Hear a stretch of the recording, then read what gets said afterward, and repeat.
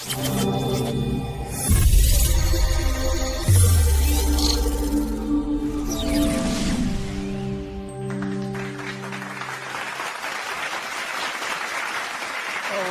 out to the fam. Appreciate y'all for being in the live, man. Welcome. You're now rocking with the Sports Coma with Big Q and the guys, where we have intense, entertaining, educating, and enlightening sport talk from your favorite sports fam. Shout out to FanDuel, the official sponsor of the Sports Coma. We up in this thing. Y'all hit that like button and the subscribe button as we continue to go. Now, listen, fam. I'm going to go over some news note item on this episode of the Coma, the Wednesday stream, and just doing some reacting, or rather, just kind of looking over the Saints, making some moves. We did see them add a few pieces, but this is actually a smart move for the Saints to do in terms of re-signing the safety Julian Blackmon. Now, I remember when Tyrann Mathieu retired early last year, the Saints brass immediately pivoted to look to see if they could find some help at the safety position. Julian Blackmon was a guy that came through via the free agency way, and he stepped right on in. And a lot of people didn't know too much about Julian Blackmon. He came from the Colts. He was a pretty decent defensive back, and he was productive in parts. But then the issue with Julian Blackmon was the fact that he had an injury issue that we wanted him to shake. Well, he was balling as he came into the preseason. He was lined up for that safety. I mean, as soon as Julian Blackmon got here, he took off in practices, the camps, preseason. He was looking good, and ultimately he got hurt. That kind of ended his season, and then he was done for the rest of the year. Never seen him, which opened up a pathway for Jonas Sanker to step right in. And Jonas Sanker, man, just took that position and made it his own. So the Saints kind of pivoted and went back and re-signed Julian Blackmon again to provide depth. Now, of course, getting him back does, it helped with the veteran depth. He is familiar with Staley's system. He has some success there. But ultimately, we know that Alontae Taylor is a guy that could be on the move. He's an unrestricted free agent. The Saints are going to take the posture of allowing free agency to dictate his market value. And that's fine if they do that. That's all good. That's a smart measurement to do for the black and gold. But with Julian Blackmon, let's kind of go over this article right here. Shout out to the Saints Wire for putting up some good game right here as we get into it. So let's kind of go right into this article right here. And they're talking about it. The Saints made the right call, according to what the writer was saying. Saints made their first big move of the offseason on Tuesday, and it was a good one. The Saints announced that the team had signed Julian Blackmon to a one-year extension for the 2026 season.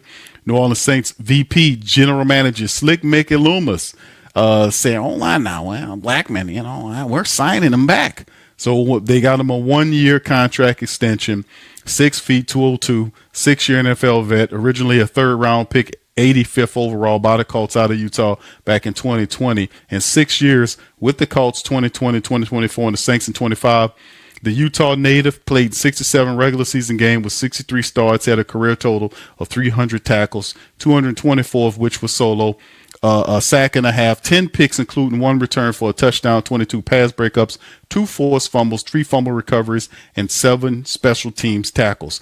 And Julian Blackmon, like I said, good, solid defensive back, but the injuries have been an issue throughout his career. But in a depth perspective, to have a Julian Blackmon backing up a Jonas Sanker, I like that, man. I think he can deal with that kind of thing. So the Saints made a good move, no doubt about it. In one postseason contest in 2020 as a rookie, he started the game for the Colts, had 5 solo stops. In 2025, Blackmon started the season opener for the black and gold and recorded 7 tackles, 4 of which was solo, 1 pass breakup before being sidelined for the remainder of the year with a shoulder injury. In 24, Blackmon opened all 16 games he played for the Colts, recorded 86 tackles, 6 or 2 of which were solo, a split sack, 3 picks, and 4 pass breakups, 1 fumble recovery to tie the team lead in picks and takeaways with 4. This is arguably the right move. The Saints brought Blackmon to help replace Tyrann Mathieu, but he was only able to play in one game in 2025. The safety room is loaded heading into the offseason, arguably all set with Blackmon, Jonas Sinker, and Justin Reed. Last offseason was an argument where Blackmon was the top overall safety available in free agency based on his talent and use. He's still only 27 years old, and now the Saints get a boost early in offseason. Now, it does help, too, to be honest with you, that they do bring Blackmon into the fold. It really does, right? Because Blackmon played, and like I said, he was a very decent, above decent safety for the Saints. He was slated to start before the injury robbed them of the season. But you know how it go. It was a blessing in disguise, because what ultimately happened was the Saints went to Jonas Sinker, and Jonas Sinker made the position his own. And we got great value out of just a fantastic class this season. And hopefully we can kind of build upon what they did. So, and it's interesting going forward. Now, let's kind of just talk about that. Let's kind of linger in that situation and talk about the secondary, if you please. Here's a look at it from a depth perspective at the Saints defense. As you can look, if we could just kind of focus our looks right here upon the secondary room with all these guys right here. Now, ultimately, the Saints had a very decent cornerback situation. Kool-Aid McKinstry, Alontae Taylor, Quincy Riley, all those guys stepped up and played. Jonas Sinker, Justin Reed, and then we had decent depth behind those guys like Isaac Yiadom. Started early, kind of struggled, was replaced by Quincy Riley late.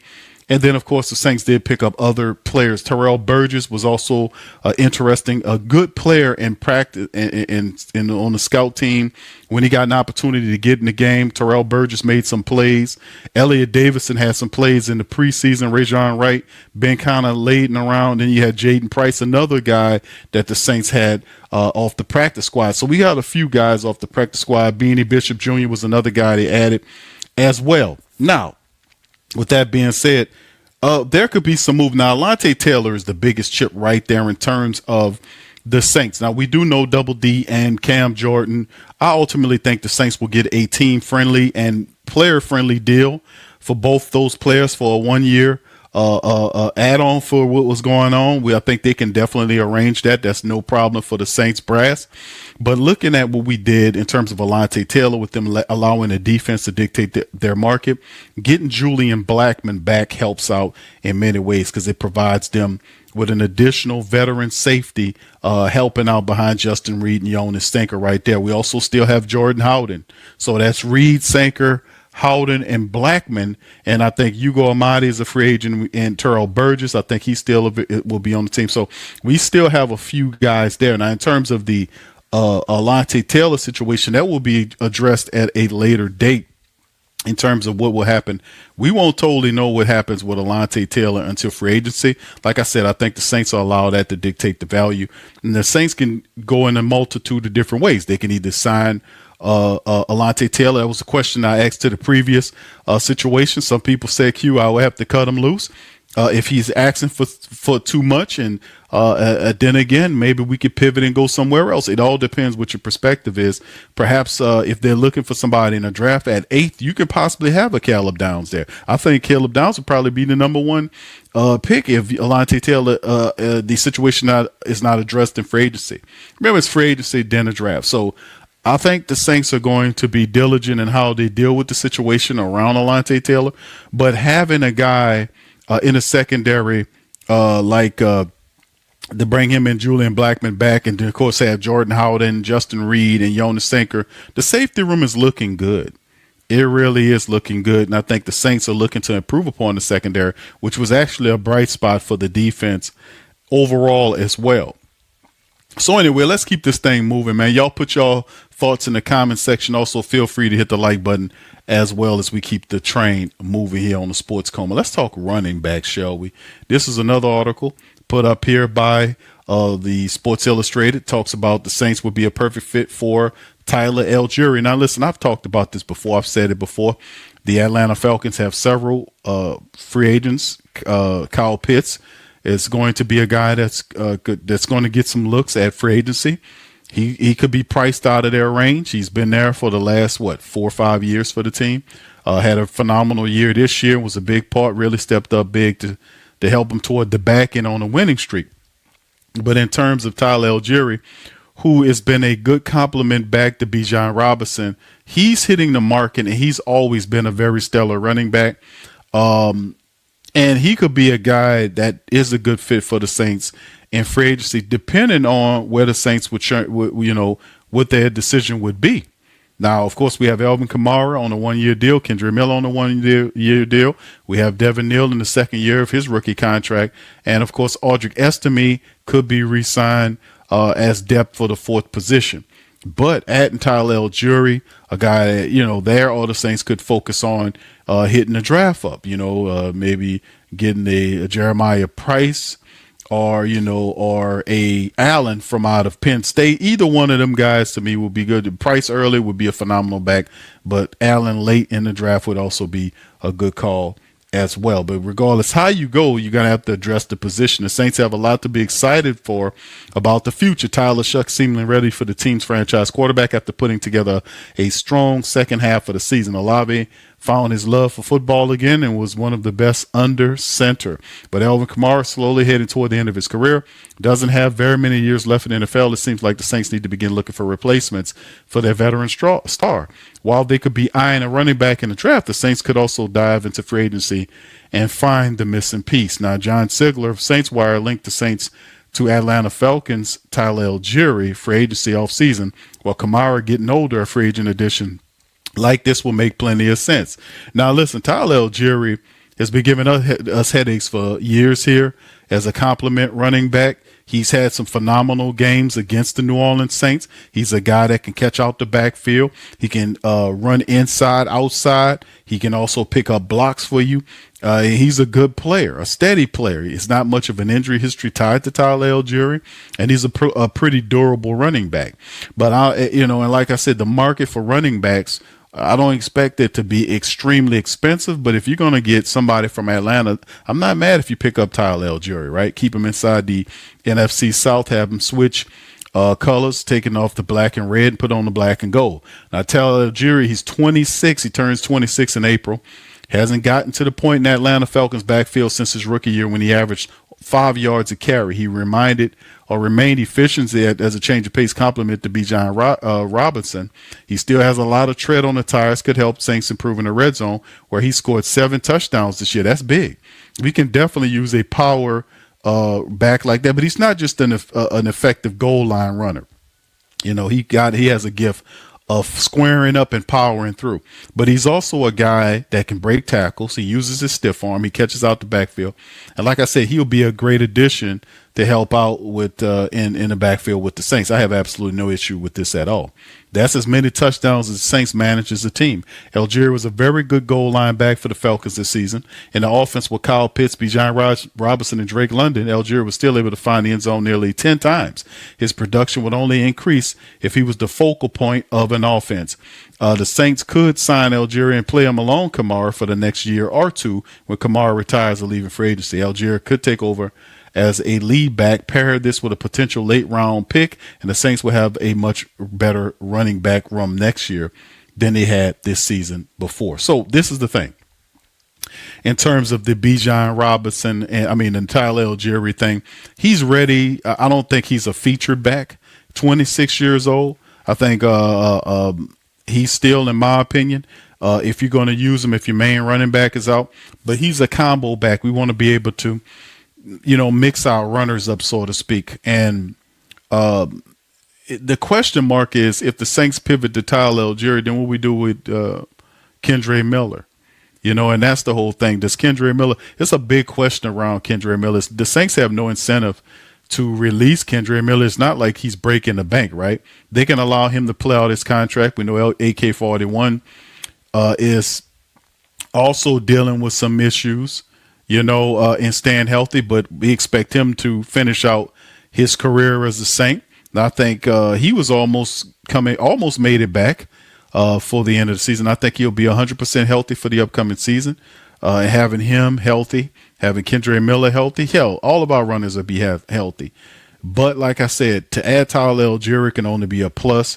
As long as we don't get him expensive, I think he can start in spots for you if some of your guys are not there, but I do appreciate the fact that you could utilize him in the offense because, Taysom Hill is going to be gone, and the Saints use Taysom Hill as that thumper running back type when Kendre Miller was out. Perhaps Tyler Allgeier could be that guy. But like I said, we don't want to get overly complicated with Kellen Moore. You've seen what happened last year, early in the year, and even though that was his first year, he kind of got flustered on what to do with all of those players. He had to really whittle down his players. Like he had to literally get rid of when he traded for Divine Valley, questions was asked like, dude, what are you doing? Why aren't we using Divine Valley and you traded multiple picks, late rounders, to get the guy and then not put him in the position to start? He just, and anybody said, well, he's not ready. Well, Brandon Cooks wasn't ready either. Brandon Cooks didn't know what the hell he was doing out there. He couldn't block. It just didn't work. So getting Valley eventually going in there, he didn't get rid of Valley till they way later settled with Cooks to get him out of the way to provide reps. So he had issues finding the proper balance and guys that didn't fit. Wasn't a surprise to us because we knew it was a bad call. We said Brandon Cooks shouldn't be the guy to be his, but they're apt to make mistakes. And like I said, he did not know the team like you knew the team. You knew the team. You were kept saying over and over again, we said the same thing, that the Saints need big wide receivers, where they eventually did land Valley before the start of the regular season. They got this other guy, Moose, as well, and added him to the team. So it's good to see there. And I'm pretty sure they'll pick up somebody in the draft as well to add more speed and possible size to the team. By the way, y'all can check out for my Patreon and YouTube membership families. We have the second mock draft available with video breaking down these players. Real phenomenal mock. And we covered and answered a lot of questions and fill a lot of needs on that third mock, man. It was a good mock, man. So y'all, that's available for our Patreon and YouTube membership family. All right. So anyway, I'm for Tyler Allgeier at the right price. He's 26 years old, a good goal line runner. We can't really rely on none of the runners that we have. If the Saints pick up early on Jeremiah Love, if he falls to him at the 8 position, if the Saints remain at 8 and Love is on the board, then I say you put Love and Shuck together. And that is something because you get a phenomenal running back. He'll be a 5 to 10 year player for you. He can do it all. You also, you pair him there, and then you would have to go about the business. But I think the Saints really would donate financial resources in free agency of plugging the holes on the offensive line. I think they'll try to go after a veteran guard on that left guard. They'll have, once they free up this money off the cap, the Saints will then pivot. And I think they'll spend some money in free agency landing a starting level left guard to go along with the rest of those guys, because you got 2 bookends there. You can go in the draft and pick you up a guard if you want to. You probably will find one. I don't see a first round guard there. I see, maybe toward the back of the first round, close to the second round. You got a few guys there from Penn State. I own a Pregnon from Oregon. There's a few other guys. But my thing is this. You wouldn't do yourself a disservice by picking up a good left guard there to plug in. And also the Saints need to add some more depth. Now, in the draft, you can draft somebody, and I would dare say have that guy compete with Cesar Ruiz. And like I said, I just offered the Kellen Moore this situation. Nobody wanted Ruiz in a trade. They didn't see his value. They see the tape like we do. We still have him on multiple years here. And my thing is, open up the right guard position for competition. You get what I'm saying? If you draft a guy, let him compete with Cesar Ruiz for that starting spot. Open up that right guard position for competition. We know the left guard position will have somebody there new. Open up the right guard for a position as well. Right. Open that position up and let's have at it. That's what I call for. Let's go ahead on and open up that position, because in the end, I think that will help the Saints overall from an offensive perspective. We need offensive competition there. Open that position and let the guy press Cesar Ruiz for the job. Maybe that'll get, because he, like last year in the last few years, we finally got these people to see that Ruiz out there getting burnt and beat. They were pretending like it was something else. Now you heard Mekaluma sit up there. He admitted he wants to see more out of Cesar Ruiz. So we got them where we want them. Now he has to be able to turn the heat up by giving this guy a competition and force him to show what he can do here or be beat out by the other guy. That's what I'm looking at, because the offensive line has to improve. Tali Fuaga will be fully healthy for the 2026 season. Kelvin Banks is going to be good. Despite having his issues, I'm pretty sure when the games matter, those two bookends will be ready to go. McCoy been out for half the damn year, so he should be good to go to start the year off. And we need to kind of bring Luke Fortner back. We need to add some more depth at the right guard position. We still have Torrey Simpkins and a few other people there as well. But we still need to bring in depth along that offensive line. A lot of people there. I mean, well, they still have Asim Richards. We'll see. Dylan Radunz will be a free agent. Torrey Simpkins is still there. Landon Young coming off IR. I think he's a free agent. Nick Saldiveri, who just I don't know what to think about that guy. And there are a few guys like they pick up Easton Kilty, Xavier Truss, all these guys are here. But Barry Wesley, but Asim Richards. But we need to really kind of go into free agents. Because remember, toward the back end, before the season started, that's when they made these moves. They made the trade with the Cowboys to get Asim Richards. They claimed Xavier Truss off the waiver wire from the Texans. And this type of thing they had quickly to add depth. Now with an extended free agency period and clarity on where they need to focus on, they can kind of focus resources. And you might see a couple of maybe 2 or 3 signings happening there, and maybe a draft pick to add to it to kind of put competitions there. You get what I'm talking about? But it's all good, man, and that's what I'm looking for to happen at that position. But in terms of the running back position, dealing with Tyler Allgeier, I'm all for it if the cost is right, because all it does is add insurance to a beat up running group. It's having Tyler Allgeier there, especially in the goal line packages. He's way more durable than what we've seen from the backs over the last couple of years. So getting him in here, he definitely can help out, and he blocks well. He's very smart.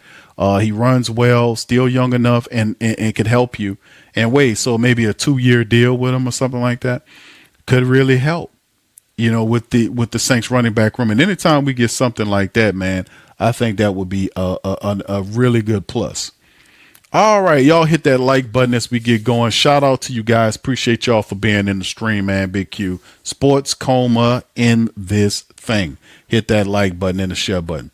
Let's get into this article right here. This is from ESPN Southwest Louisiana. They had this 2 Saints named to the all-rookie team, right? Pro Football Writers Association named this 2025 all-rookie team this past Tuesday. And the pair of New Orleans Saints made the cut.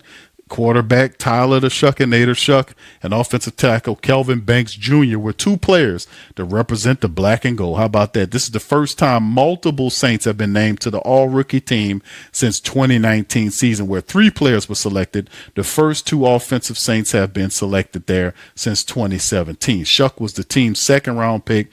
Didn't get his start until week 10 when the Saints traveled to the Rams. In 9 starts, the 40th overall pick posted a 5-4 record, which is phenomenal for a rookie to do, including 4-game win streak toward the end of the season, and finished the rookie season completing almost 68% of his passes, 3rd highest among qualifying rookies of all time. The stats are just amazing. Over 2,300 yards, 10 touchdowns against 6 picks. Shuck also had 186 yards on 45 carries and reached pay dirt 3 times. Now, what's interesting about Tyler Shuck, we reacted to the interview with Terron Armstead. Shout out to T-Stead. And the temperament of Tyler Shuck when talked about what he did, he even discounted his plays like, okay, it's still a lot to do, man. We finished at the back of the NFC South. Whoop-de-doo. He was, and that's what's his mentality going forward. He also talked about the fact that, hey, man, I need to do better. We couldn't have had that many sacks, all this kind of stuff. Because, he admitted twice on the broadcast that he holds on to the ball too much, and I need to fix that. That's accountability. Even T-Stead said, man, I like this guy.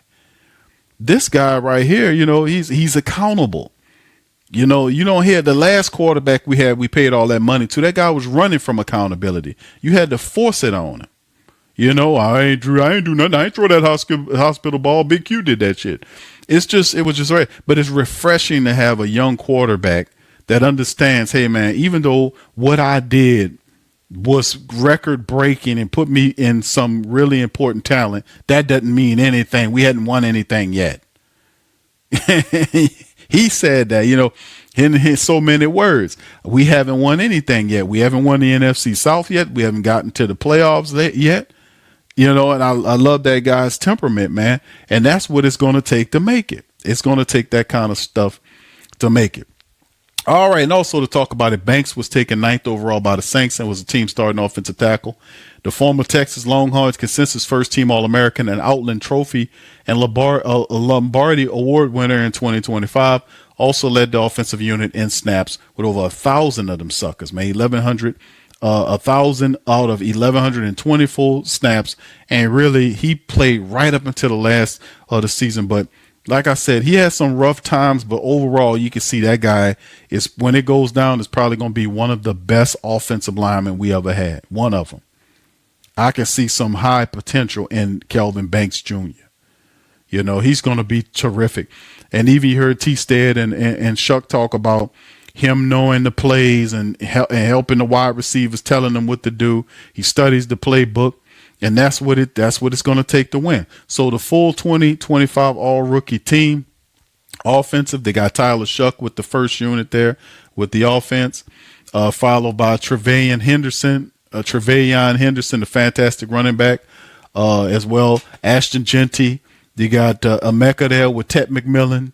Tyler Warren, the tight end from the Colts. Kelvin Banks is the tackle, blindside tackle. Mambo from the Jets is at the other tackle.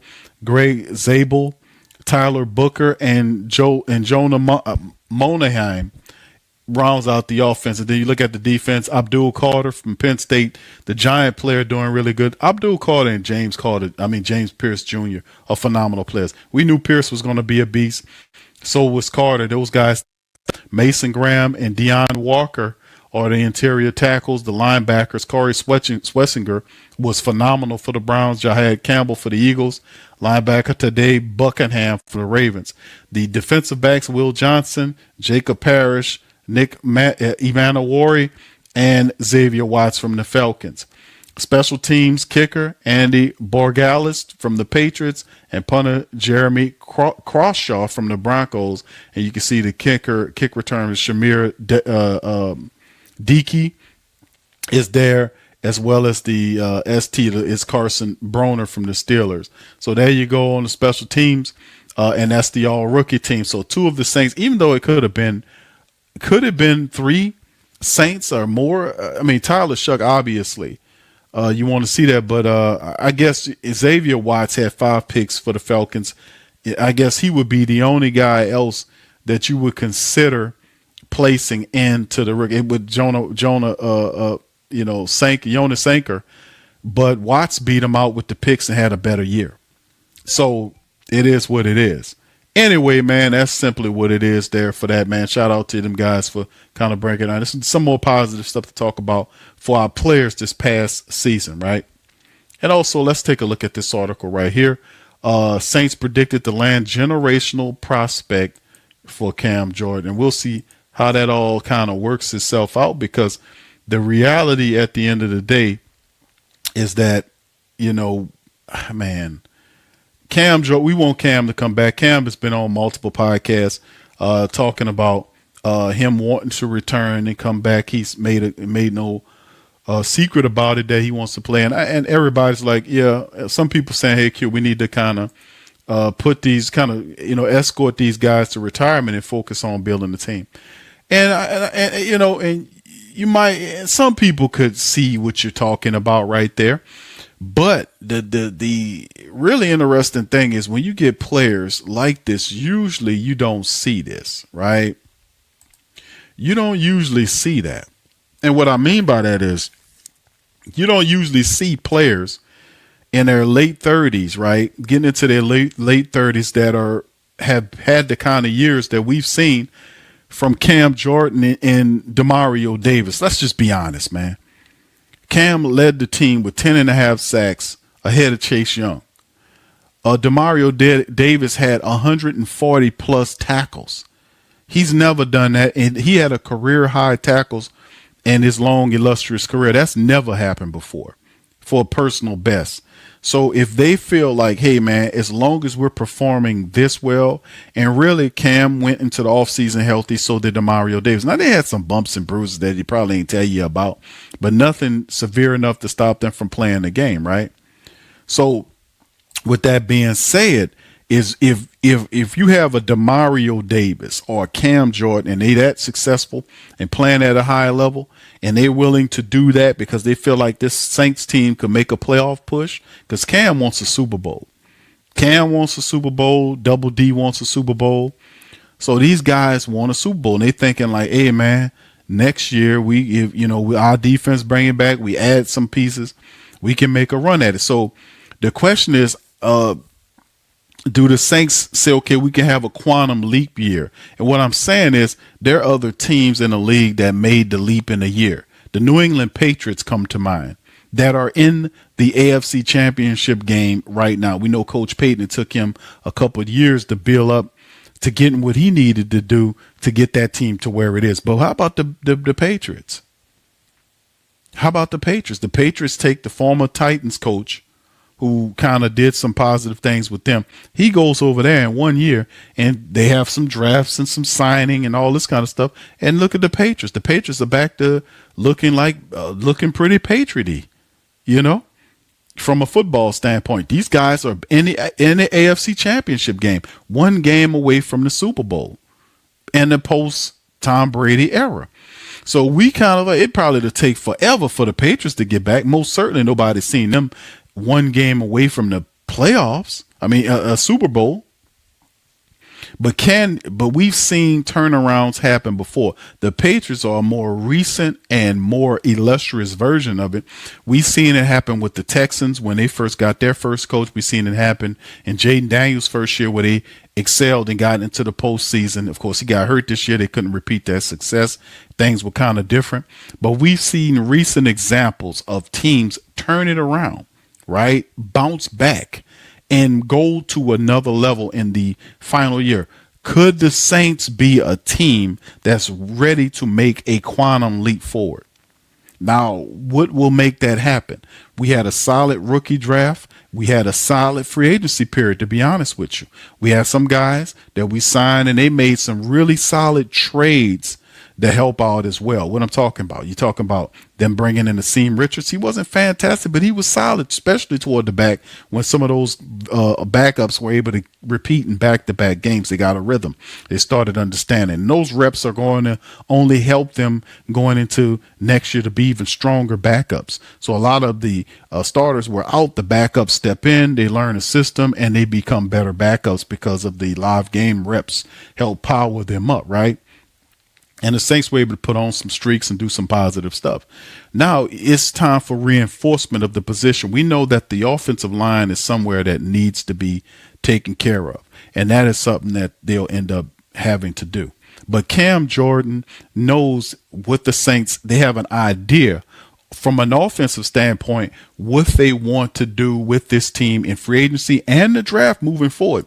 And if the Saints have a solid signing period in free agency where they address needs. Let's say, for instance, instead of going into the draft to pick up an offensive lineman to fill the left guard role, let's say the Saints sign one of the one or two top offensive guard in the free agency cycle. They'll have to rework contracts because as it stands. Hold on, let me take a look at it right now. Let me get that over the cap figure for y'all, man, and let me look at it. Y'all hit that like button as we do this, man. Shout out to y'all for being in the stream, man. Much love. And shout out to the Patreon champions and the YouTube membership family, man. Like I said, we got the third mock draft up for our Patreon people, not to mention the second part of the oil war went live on Tuesday at 5 o'clock on our Patreon channel. It's breaking down that whole oil game that's going on with the U.S. I put all kind of research in it, showed some videos, kind of gave some enlightenment. It was some good work, and we got a third part coming out soon too, and other things that we'll be talking about on that particular stream. So anyway, Yeah, shout out to you guys, man. Y'all making it happen for us. As you can see, all the improvements that we making here on PPR, man. Excuse me, on the PPR. I got all kind of stuff going on the Sports Coma. But anyway, let me give you all this right here, and then we'll bounce back to that article. Right here is the money check for the Saints. As you can see right now, as of today, the Saints are 20.3 mil in the red currently. And as you can see, a lot of these salaries they'll have to rework. The highest salary coming up in 2026 is the Chase Young deal. They'll have to rework all of that. They'll have to rework the Chase Young deal, extend Cam Jordan, and that'll kind of cut down some of that money, but give Cam Jordan an extra year, Demario Davis an extra year. But they're going to cut down, they're going to restructure Chase Young's contract, Alvin Kamara's contract, Carl Granderson, Eric McCoy. They'll eventually extend Chris Olave's deal. That'll add more money. They're restructuring Cesar Ruiz, Jawan Johnson, Justin Reed, Pete Werner, and guys like that. Divine Gacho could, and then of course you get into cut candidates, Isaac Yiadom and Divine Gacho. Do you keep hold of those guys? Yiadom's making 3.6 mil. Do you restructure or you just go in a different direction? Because I think if they take a guy in the draft, Isaac Yiadom is not. I don't think I ain't gonna say he's not worth it, but I think we can find better value. Well, he make it 2.5. Isaac Yiadom make it 2.5 million as a fourth cornerback for you. I think we can do better. Maybe find somebody else, but we'll see. And Divine Gacho, man, didn't look good in his first year with the Saints. He was pushed from a starting position to a backup role. Guys went before him, and that's not good enough for a guy. And he's making $6.4 million this year, so he'll be a restructure guy. Could be a cut candidate. We'll see what happens there. But the reason why I'm showing that is just the money is just to be obvious that the mindset for the Saints is, what's the approach? Are we going to take a 2 to 3 year build to get the team to where we want? Or will we seen in the later half of the year or half of the year in those 9 games enough to go all in right quick? We got Cam, we got Demario Davis, because that could decide on how fast the Saints act in free agency. You get what I'm saying? Because it has to be the mindset. If Cam and Double D are going, the Saints can kind of slide or glide into a situation where they just stay what they're doing. You know, we're just going to sign guys in the draft. We're going to kind of try to keep the money down. We're going to restructure and do this sort of thing. But if Cam and Demario come back, what a lot of people anticipate, and do the Saints then kind of pick up their steps, so to speak, and get really into it, where they be like, hey, man, we got Double D back for one more year, Cam back for another year. Let's swing for the fences here. I know we just got this going, but we got Shuck, we got Chris Olave, we got Alvin with 1 year left on his deal. Let's see if we can kind of go in right quick. Let's kind of not go in on a last year type situation, but what I'm saying is kind of step it up a bit, as opposed to take more of a patient approach and working through the draft, taking the best offensive guard in the draft in the second round. Doing this slow build type thing. You get what I'm saying? Like young teams seem to do. Do the Saints say, hey, we're going to go into free agency, get that left guard position, get the one of the first or the second or first or the second best guy.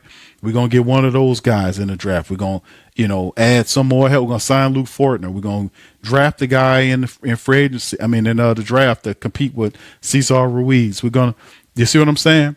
Because really the Saints defense is adequate. They'll have to see about Alontae Taylor there to bring him back if he's expensive or not.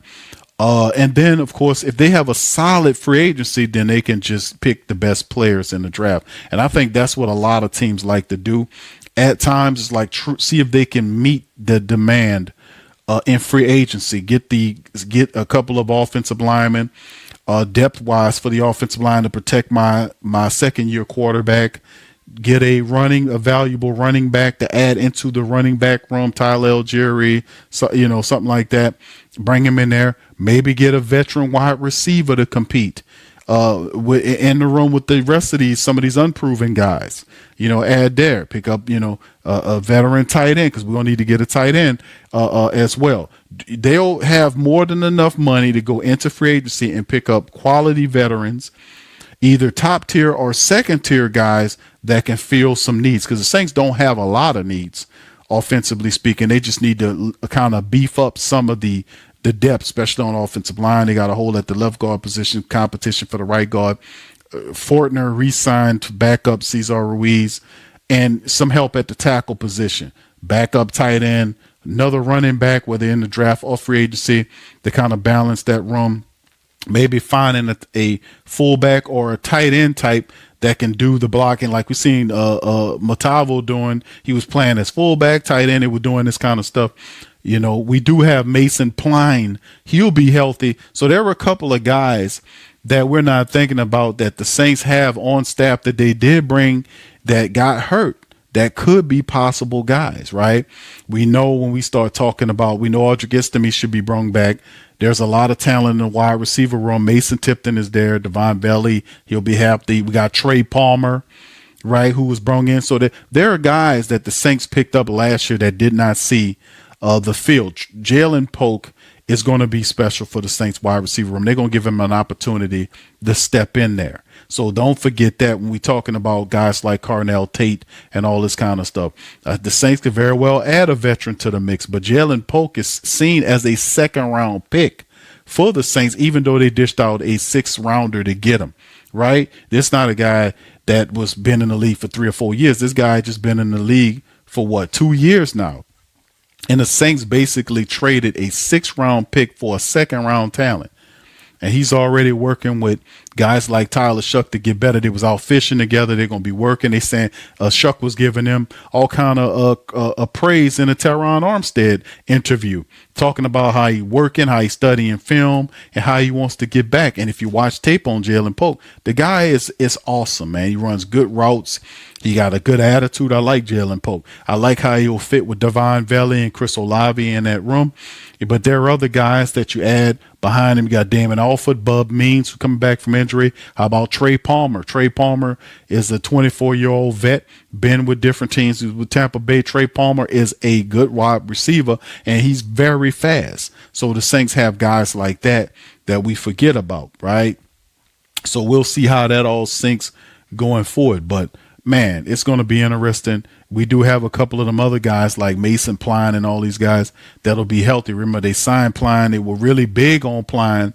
He got hurt, and he'll be healthy to come and see if we can help in the Saints in that tight end room. So that's another positive to kind of look out for. So there are players that did get hurt that we really want to see step up and kind of step in there. So what's the mentality on that for the New Orleans Saints is what I'm asking. Because of the what they showed in those 9 games, do they kind of get a pep in their step and go veterans in places that they probably would have done with draft picks? So the Saints will rework it. They're going to free up cap, and we'll see how it goes. But how they're moving right now, they're excited about this upcoming season. They signed Julian Blackmon. We covered that early in the broadcast. They brought in Miles Cole. You know, he's a big defensive line. So they're picking up these guys, and they bring them in here. They're making these signings.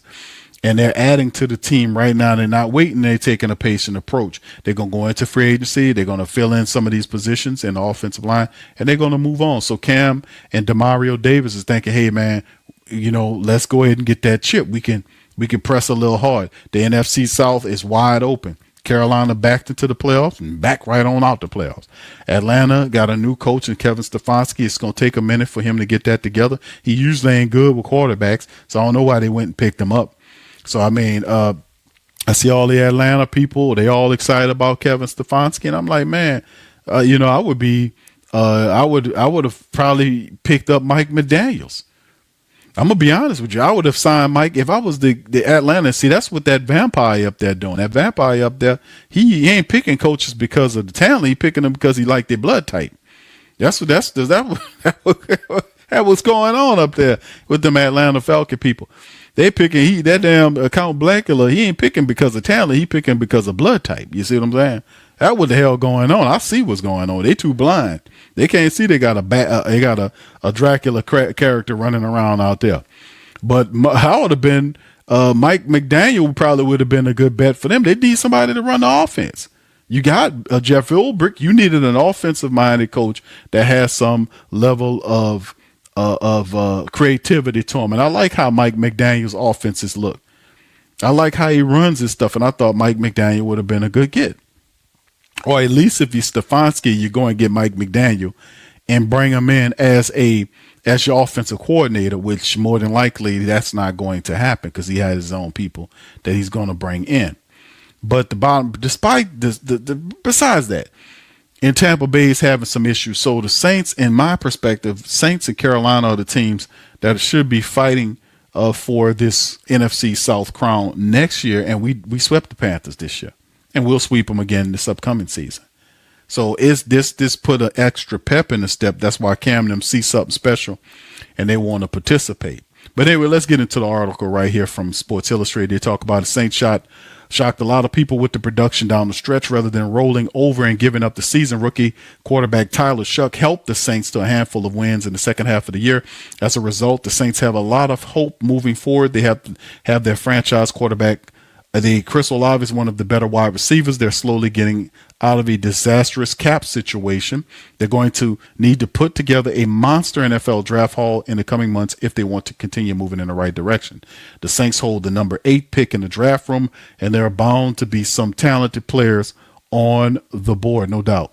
Fox Sports put together a mock draft for the upcoming NFL draft with the number 8 pick in the first round. Fox Sports predicted the Saints will take Clemson defensive end Peter Woods. And I'm not mad about Peter Woods' talent. I think he's very talented. I just don't think that's the guy the Saints going to pick up. I mean, why would they go for Peter Woods? I don't understand. Why would Peter Woods be the guy? I mean, Brian Bresee is rehabbing, but he'll be ready for the season. Nate Shepard had a hell of a year. We also get guys like Vernon Brockton. Remember, I mean, they forgetting all of that. Brian Bresee, you're going to take this guy 8th overall. Brian Bresee and Vernon Brockton was the 3rd round pick last year, fill in. They still have Divine Gotcha on the contract and Nate Shepard. Where is this guy going to fit? And then I still believe that the Saints are going to sign guys like Jonah Williams and bring him back to compete in camp because he really balled out for him. Jonathan Bullitt, who really stepped up to the point where he replaced Gotcha. So Jonah Williams, Jonathan Bullard, even they might look at, some other guys bringing them. But outside of that, all I'm saying is, the Peter Woods, I like Peter Woods, how he played this season, but I don't see Peter Woods as no guy the Saints going to take at no 8 position, man. Come on. They ain't taking no interior defensive tackle unless the man Warren Sapp or somebody, and he ain't that. Right? He's very talented, but we already have our Clemson defensive tackle. We already got a guy. While Clemson had a down year, Woods has too many tools for any team looking for a dominant defensive lineman. That's not us. 6'3", 315. He reported to have lean muscle and mass. That's good. He got lean muscle. That ain't got nothing to do with us. We're not looking at. He's also another player. Was a freshman All-American. Posted a dominant follow-up campaign. Potential. He had a career high 30 tackles with 2 sacks. Woods is a potential generational talent to tackle. He plays an undervalued position, so there's a good chance he falls to the Saints, but he's an elite talent with incredible ability. Value likely to skyrocket after the combine. Freak athlete, speed, and athleticism. Either way, the Saints could be lucky to land him. Cam's career is slowly coming to an end. There's a chance the Saints don't resign him. Even if they do, adding Woods as an eventual replacement in the middle of the defensive line will make a lot of sense. Woods is the type of lineman that can you can build a defense around. I am not getting or going for. I like Pete Woods, but I'm not drafting no Pete Woods with no number 8 overall pick. I'm not doing that, especially if Caleb Downs is available. If Caleb Downs is available and I don't bring Alontae Taylor back, you know where I'm going. If Jeremiah Love is available and he's available at 8, I'm taking Jeremiah Love, because at 8 you'll have an opportunity to land a very a generational talent that can be a key piece to build around. A lot of times you want to see if you could pick up somebody that can help your offense. The defense, in my estimation, did a lot. They're still strong, and the defense is going to be good. I think we need help offensively speaking, especially with that 8th overall pick. It would do us a good service if we can't get a Jeremiah Love, or even some people say, what about Carnell Tate for the wide receiver position? or something like to that degree. And we'll see how it changes, because things could change from here to now, meaning that when the season is over with and then you hit the you have the Senior Bowl coming up soon. Some of the seniors from there, their status is going to rise. Then when you get to the NFL Combine, then you'll have that happen. You'll have guys really ratcheting up the mock draft boards based on performances, and then you'll get to these various pro days that would all lead up to the NFL draft in April. So in the end, what I'm saying is that some of these guys' stock will rise and fall depending on performances in the near future. So at the end of the day, Peter Woods is a good interior defensive lineman. He is probably the best interior defensive lineman at the top of the draft. But when it all comes down to it, I don't think we see him as the guy. Not in my books in terms of we're looking at picking up a interior defensive line. We need help in the interior of our offensive line. The defensive line, interior defensive line is in better shape, because they're healthy. Like I say, Vernon Brockton, he's a 3rd-round pick, and even though he didn't play many reps last year, he's still, because of his draft class, he'll be healthy, and they'll be getting him ready for this upcoming year. He was raw. They picked him up, but you'll have Nate Shepard and others, Brian Bresee and all these other guys that will be in the interior of the defensive line. We need help offensively. We need on our line offensively. We need road graders in the guard spots that can help us run the football to take pressure off of our quarterback in his second year. Bottom line, we got to give them all access to that. So anyway, and then let's do our final one right here, fam. Let's do our final article right here. Saints $7 million cornerback linked to Cowboys after 4 years. Saints could lose out one of star defensive players to the Cowboys, right? This is what they're saying. Saints showed a lot of promise last year with Tyler, but they need to be active in the offseason. They're going to make some moves in free agency, especially considering Alontae Taylor is headed to the open market this winter. The Saints need to do everything in their power to retain him, as he looks like a potential star cornerback. If they can't resign Taylor, they're going to need to replace him with different talented back. There are plenty of teams that could pursue Taylor in the coming months, which could be problematic for the Saints. Randy Groris of Dallas SI suggested the Cowboys would be a good fit for Taylor in free agency. The Cowboys desperately need to add secondary help to their secondary, and they're saying Alontae would fit perfectly with the Cowboys. Dallas learned how important the nickel position is when they let Jordan Lewis leave in free agency. Without him, they've had to move Deron Bland around, which hurt them on the outside. That's why Alontae Taylor can make sense. Like McCreary, Taylor was a 2nd-round pick in 2022. He spent 4 seasons with the Saints, recorded 293 tackles, 7 sacks, and 4 picks in 4 seasons, a pick a year. He's arguably the best or the top slot on the market, and he could fill a major role in Dallas secondary. The Cowboys need to make a move for another defensive back. Taylor would be the perfect fit in free agency. He's expected to sign for less than some of the star cornerbacks on the market, which makes him even more intriguing of an option for the Cowboys. Saints don't have a lot of money. They don't have a lot of money yet, but we will soon, though. So as the reunion might not be most likely option, this would play right for the Cowboys' favor, as they would most certainly outbid the Saints for Taylor. Let me tell you something. Now, we got love for Alontae Taylor. I love the double thumbs down celebration. No doubt about that. But at the end of the day, man, when it comes down to Alontae wants to get paid.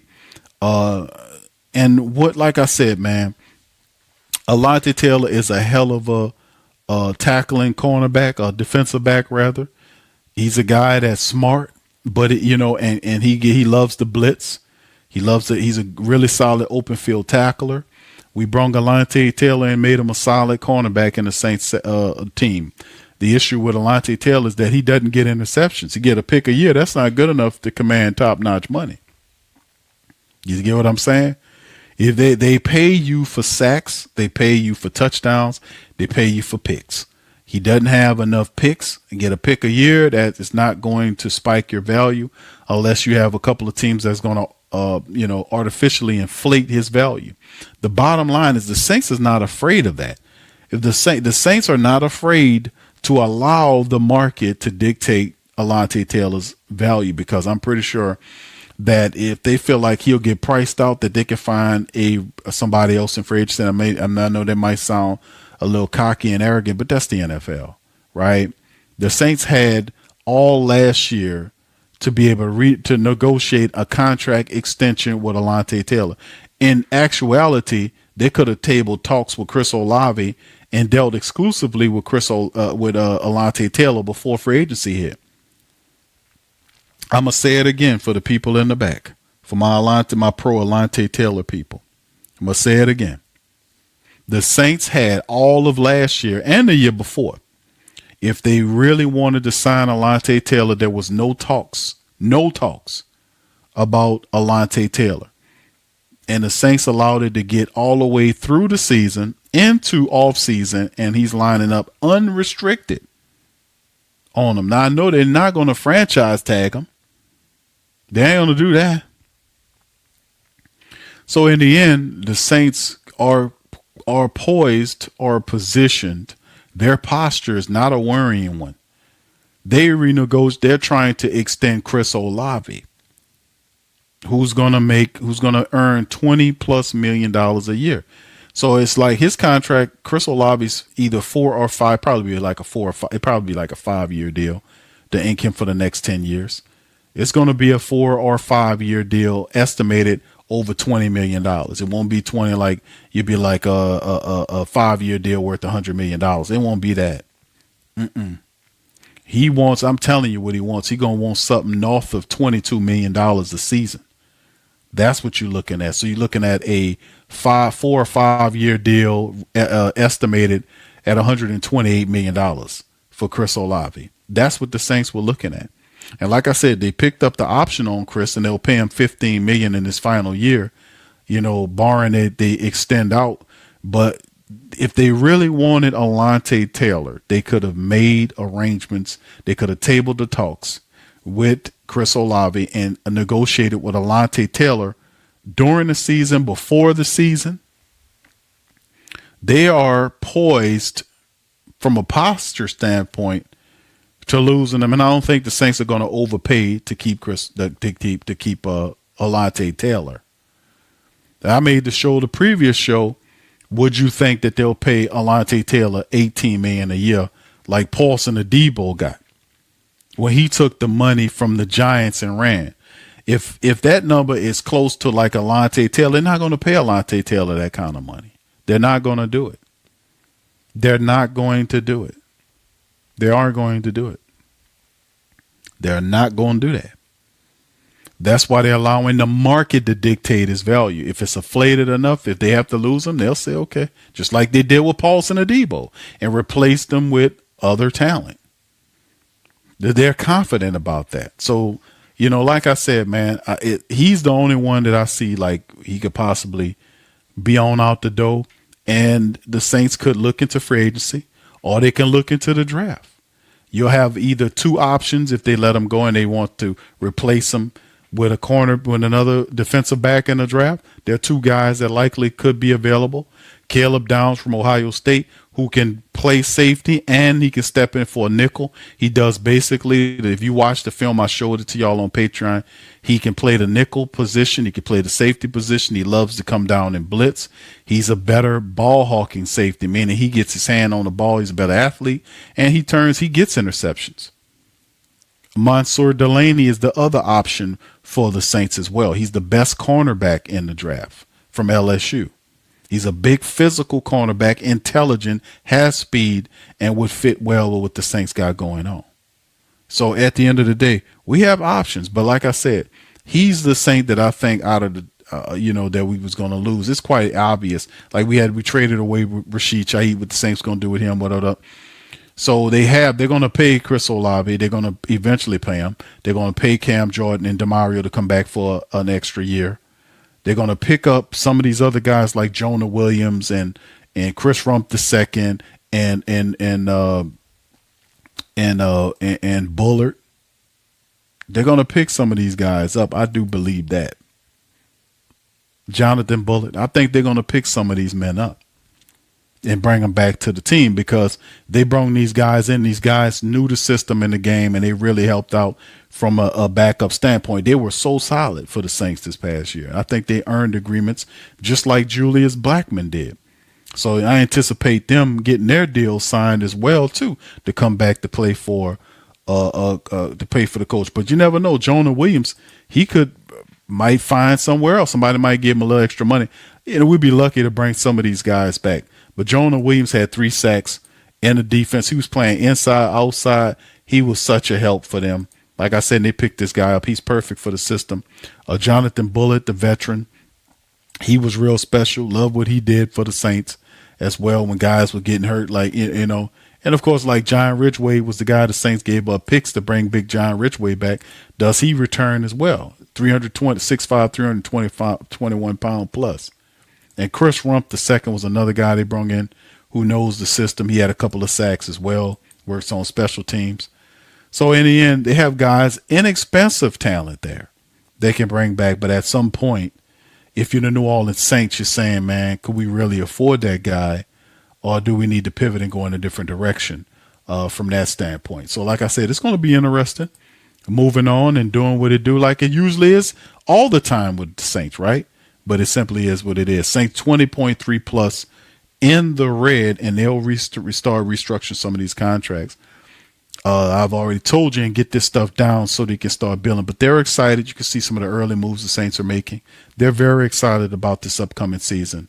They have a vision and a focus. They have an identity. They know what areas they need to improve upon. And listen, they do this right. They can have a similar progression. Like I asked you guys not too long ago, can the Saints have a quantum leap like we've seen the New England Patriots have? The Patriots did it pretty much in one season, right? They had one off season to draft, and then they built the team, added free agents, and look where good coaching took them to where they needed to be. They had really good players and rookies and everything. Henderson was really big for them. He was really special. Drake May did his thing as well. Diggs was out there doing his thing. So the team stepped up even from a defensive standpoint and were able to do what they were supposed to do. So can the Saints in the second year kind of have that kind of New England Patriot success that we've seen them have in this year and build forward with a good solid draft? Because they have identity, offensively speaking. If they add the proper players, more help in a wide receiver room, fortify the tight end position, add the proper depth, because that is where the offensive line resituating and building the internal, the working matrix of the Saints offensive line at the left guard, right guard position, fortifying the center with depth, and adding help to the running back room, to go along with that. And that's pretty much all of the pieces there. Why not? Why not? They couldn't have success. We in a division that's kind of a struggle factory right now. The Saints could take it and start off the season and handle some business, man, and kind of fortify that thing. We also need some help in the quarterback room with Spencer Rattler.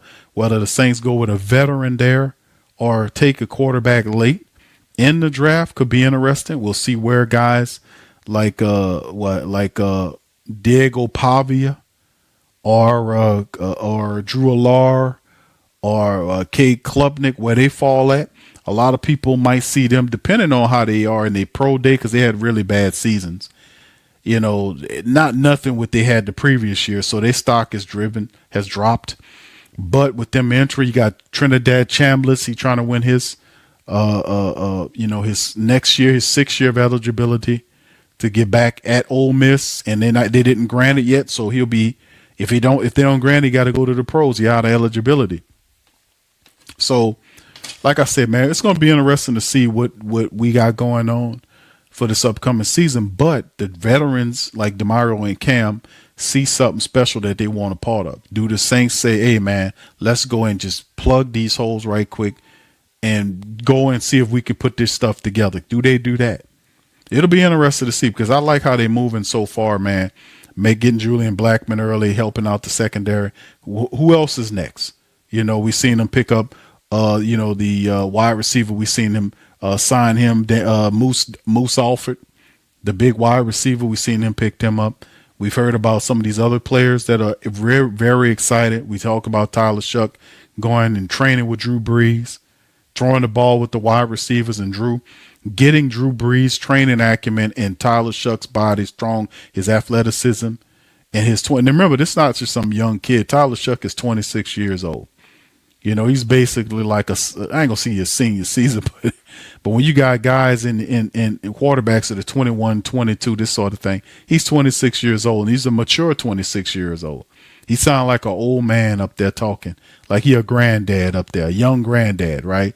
When you listen to the interviews, he's very wise, got good temperament, and he's very mature for his age. He got a very good understanding of life as a quarterback. He believed like, hell, I'm not supposed to be here anyway.